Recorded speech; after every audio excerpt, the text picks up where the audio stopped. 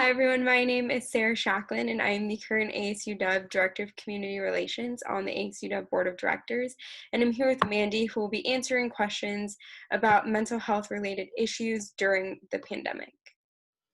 Thanks, Sarah. Hi, everyone. My name is Mandy. I'm a staff psychologist at the UW Counseling Center.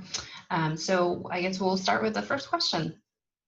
Yeah, so the first topic is about depression, and one of the most frequently asked questions on the survey we sent out was, how do I deal with depression during this uncertain time?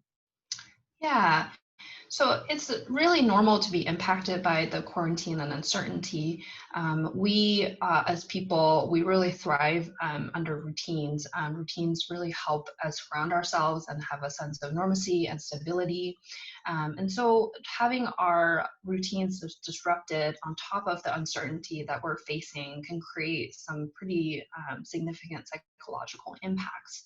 And these psychological impacts can come out in the forms of depressive symptoms such as, low mood, confusion, anger, boredom, low mood, feeling numb, stressed out, easily irritable, sleeping too much, not sleeping enough, and then also just overall feeling really exhausted emotionally. And one of the central themes of depression is this deep sense of helplessness. And so feeling trapped in quarantine and this uncertainty can be so hard to shake, especially if you have a history of depression. It's not just kind of on the mental level alone either. Kind of feeling depressed can affect your whole body, can slow your whole body down as a result of just kind of lacking that same kinds of stimulation that you would get if you were like on campus right now, and coping with sudden changes and loss and then just how overwhelming the stress can feel like to continue to keep going during a pandemic.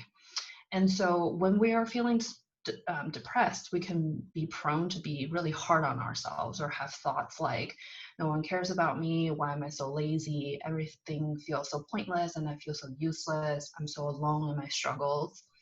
And so in those moments when you're having those thoughts, I would really encourage you to consider the context in which these feelings are happening. Just think about how much that you've lost. You've lost a lot of these day-to-day impersonal connections with others because of online learning, because of the pandemic. You may be missing critical supplies or information that you need in order to complete, to do your schoolwork, or just kind of the tasks that you kind of take for granted, like these are just things that I have to do. And you and your family may have experienced recent financial loss. There is still also quite a bit of stigma around mental health that makes it difficult to talk about it and then seek the appropriate support. And so in those moments, I would really encourage you to do your best to be kind to yourself and recognize all of the things that you are up against. And so, and try to shift your self-talk in a way that would be similar to how you would support a friend. Like, understandably, I'm going through a hard time right now, but these are the things I can focus on. So for example, if you're unsure about where to start by coping with the depression, start with the basics. Make sure that you're drinking plenty of water, engaging in movements that feel good. That can be anything from stretching or to just kind of take a short walk over to the kitchen in between kind of study sessions. Focus on personal hygiene, making sure that you're showering every day. And distractions can seem small, but can do a lot of good in creating a sense of escape and improve your mood. Watch a funny video or watch a show that you really like. Do your best to connect with others, and really try to challenge those thoughts that you're alone in your struggles and that others don't care about you. And be creative about the ways in which you connect with others, taking it one day at a time to make things feel less overwhelming overall.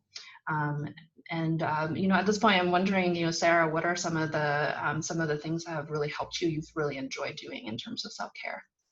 Yeah, I think for myself, just being in a routine is the best thing. And in there, I get some exercise, I'll go on a run, or I'll take some time to read a book just to get off of Zoom and get off of my computer. But really just having a set routine, getting ready in the morning, even if I have nowhere to go, it really helps me just maintain my day and not fall into weird, I guess, weird routines that wouldn't be normal otherwise. Yeah, definitely. Developing that new normal can really help things feel a lot easier. If you, for those of you watching this video, if you would like more ideas along the lines of self-care and managing depression, check out the counseling center's website, Facebook, Instagram, and there's a wealth of resources on there, self-help types of resources that you can use, and also reach out, if you're interested in talking, reaching out and in service at the counseling center, reach out to us. We're still here. Thank you.